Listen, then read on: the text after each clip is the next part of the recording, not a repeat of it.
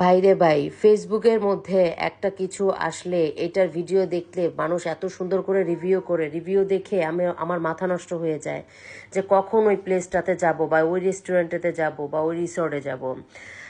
Hello everyone, আসসালামু আলাইকুম, it's me you DJ Sumi. আমি আজকে এসেছি ছোট্ট একটা ভ্লগ নিয়ে আপনাদের সামনে, বরাবর মতোই। তো আজকের ভ্লগটা হচ্ছে, আমি একটা রিভিউ দেখেছি ফেসবুকে, আমার আইডিতে, টিকটকে, সব জায়গায়, যে গ্র্যান্ড ভাওয়াল, আটিবাজার গ্র্যান্ড ভাওয়াল রিসর্টের অনেক অনেক অনেক ভিডিও দেখেছি। তো ভিডিও দেখে আমি আর ঘরে থাকতে পারলাম না, ভাবলাম যে না, দেখেই আসি। সবাই যখন এত প্রশংসা, পঞ্চমুখ, সবাই এত সুন্দর বলছে, কেননা আমিও একটু যাই। তো যদি আপনারা গ্র্যান্ড ভাওয়াল রিসোর্টে যেতে চান, যারা নাকি যাত্রাবাড়ির সাইডে থাকেন, তারা পোস্তগোলা ব্রিজ দিয়ে যেতে পারেন, আবার মোহাম্মদপুর বসিলা দিয়েও যাওয়া যায়। তো আমার বাসার কাছে হয় পোস্তগোলা ব্রিজ, তো আমি পোস্তগোলা ব্রিজ হয়ে কদমতলি দিয়ে শরীফ ফুড কোর্টটা পার হয়ে যে একটা চত্বর থাকে, সেই চত্বরের এখানে যেয়ে জিজ্ঞেস করছি। আমার জিপিএস অন করে গিয়েছিলাম, যদিও জিপিএস এর এখানে আমার ভুল লোকেশন দেখাচ্ছে। তো আমরা বাইকটা দাঁড়া করিয়ে এক এলাকার স্থানীয় যারা আছেন তাদেরকে জিজ্ঞেস করছি, এই যে ডানে একটা রাস্তা গিয়েছে, সোজা একটা রাস্তা গিয়েছে। তো আমি ডানে না যেয়ে সোজা রাস্তা দিয়ে এসেছি। সোজা রাস্তা দিয়ে আসলেই চারুলতা ক্যাফে, চারুলতা ক্যাফের ডান পাশের যে রাস্তাটা গিয়েছে, সেই রাস্তা থেকে একদম সোজা গেলেই গ্র্যান্ড ভাওয়াল রিসোর্ট। তো গ্র্যান্ড ভাওয়াল রিসোর্টে আমরা চলে এসেছি। এসেই দেখলাম যে এত পরিমাণ বাইক, এত পরিমাণ বাইক, যা বলার বাহিরে।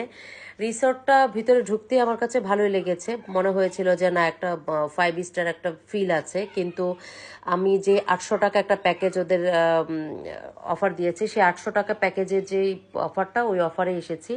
আমাদের সাথে আমাদের আরও বাইকার্স ভাইরাও ছিল। লিটন যেহেতু বাইকিং গ্রুপের সাথে অ্যাড আছে, ওরা তো অবশ্যই থাকবে। যাই হোক, সবাই মিলে আসলাম প্ল্যান করে। এসে দেখলাম ভিউজটা খুবই সুন্দর। তো আমাদের স্লট ছিল 3টা থেকে 5টা। 3টার আগে যারা পুলে নেমেছে, পুলটা খুবই ছোট, তো 3টা করাতে আমরা একটু আগেই চলে এসেছি। আর এত পরিমাণ রোদ ছিল, রোদ্রের মধ্যে ওয়েট করতে করতে আমার অবস্থা খারাপ হয়ে গিয়েছে।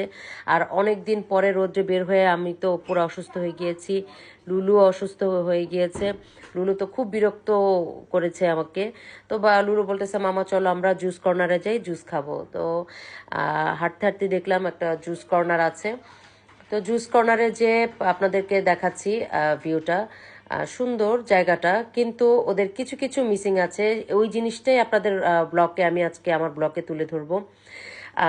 যেটা নাকি রিসোর্ট কর্তৃপক্ষের জন্য আমি দৃষ্টি আকর্ষণ করব, যে কি কি ভুল আছে বা কি কি সংশোধন করা উচিত অ্যাজ এ নতুন রিসোর্ট হিসেবে।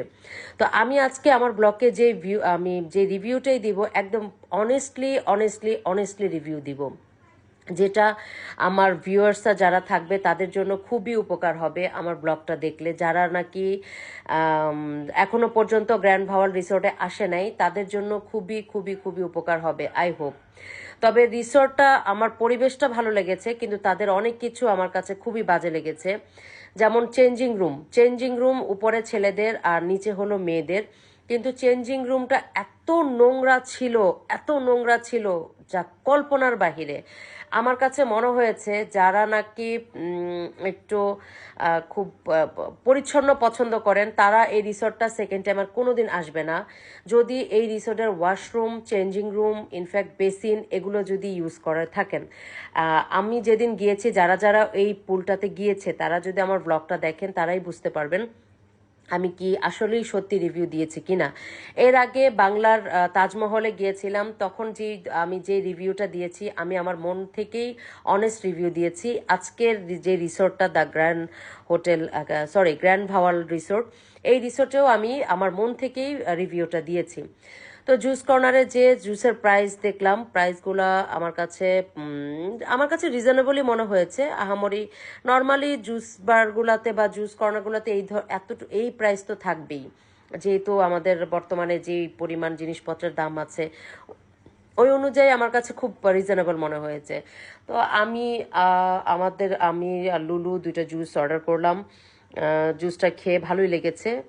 জুস কর্নারে তো জুস ভালোই লাগবে, এটা আর কি বলবো, এটা তো রিভিউ দেওয়ার কিছু নাই। তো জুস টুস খেয়ে আমি ওয়েট করছি। আমরা প্ল্যান করেছি যে লাঞ্চ কমপ্লিট করে দেন পুলে নামবো, যেহেতু এখনো প্রচুর পরিমাণে গ্যাদারিং আছে। গ্যাদারিং এত পরিমাণ, ছোট্ট একটা পুলে আসলে এত গ্যাদারিং আরো গিয়েছিলাম ফ্রাইডেতে। তো লাঞ্চ কমপ্লিট করার জন্য আমরা বসে পড়লাম। লাঞ্চে 800 টাকা প্যাকেজের মধ্যে দিয়েছে একটা ফ্রাইড চিকেন, যেটা মোটেও ভালো ছিল না। খাবার খুবই খুবই খুবই বাজে ছিল। আপনারা দেখতে পাচ্ছেন ছোট্ট একটা একটা পিস চিকেন কারি দিয়েছে, এতটুকু একটা ভেজিটেবল কোয়ান্টিটি খুবই বাজে ছিল, টেস্টও খুবই বাজে ছিল। আর ফ্রাইড চিকেন দেখে মনে হয়েছে যে ওই যে ফুটপাতে রাস্তার পাশে যে ফ্রাইড চিকেনগুলো বিক্রি করে সেই ফ্রাইড চিকেনের মতো। তো লাঞ্চ আমি 10 আউট অফ 10 দিতে পারলাম না, টোটালি 0। খুবই খুবই ডিসঅ্যাপয়েন্টেড হয়েছে আমি গ্র্যান্ড ভাওয়াল রিসোর্টে যেয়ে। আর চেঞ্জিং রুমের অবস্থা এত পরিমাণ খারাপ ছিল, যে কারণে আমরা চেঞ্জিং রুমে ঢুকার মতো আর মানে লুলু তো পছন্দই করে নাই, কেউই পরে ঢুকে নাই। আমরা ব্যাগ শুজ সব বাহিরেই রেখেছি। তো পুলে নামার পরে দেখলাম যে এত পরিমাণ ক্লোরোফিন দিয়ে রেখেছে, ক্লোরোফিনের গন্ধে মানে আর থাকতে পারছি না। আমি, লুলু, লিটন আমরা হাইস্ট 2 ঘন্টার একটা ছিল যে 2 ঘন্টা আমরা পুলটা ইউজ করতে পারবো। 2 ঘন্টার ভিতরে বিশ্বাস করেন আমরা সেফ 30 মিনিট ছিলাম জাস্ট কিছু ভিডিও ক্লিপস নেওয়ার জন্য, দ্যাটস ইট। তো আজকে এ পর্যন্তই। সবাই ভালো থাকবেন, সুস্থ থাকবেন। তবে আমি আমার ব্যক্তিগত ওপিনিয়নগুলো আপনাদের কাছে শেয়ার করি, অনেস্টলি শেয়ার করি, এখানে কোনো ফেক কোনো কিছু নাই। সো আজকে এ পর্যন্তই। সবাই ভালো থাকবেন, সুস্থ থাকবেন।